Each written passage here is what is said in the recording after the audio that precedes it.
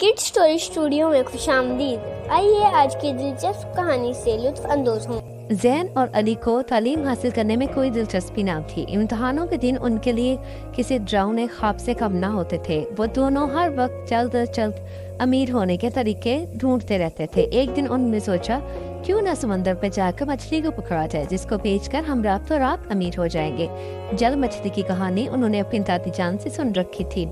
अगली सुबह वो दोनों स्कूल जाने की बजाय समंदर में पहुंच गए। जाल समुंदर में डाला और जल मछली के जाल में फंसने का इंतजार करने लगे। सुबह से दोपहर हो गई और दोपहर से शाम, मगर जाल में जल मछली तो क्या, कोई आम मछली भी ना फंसी थी।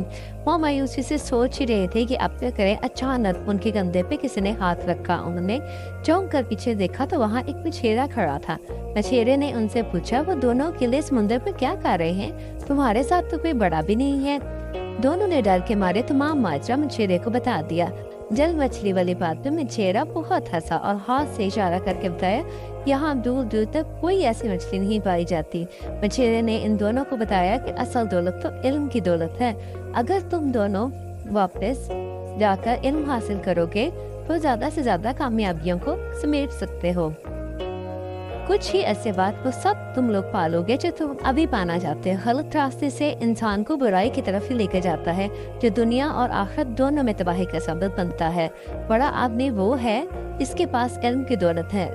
लिहाजा तुम दोनों घर जाओ और दिल लगाकर पढ़ाई करो। मछेरे की बातें इन दोनों की समझ में आ गई और वो एक नए अज़्म के साथ अपने घर की तरफ चले गए।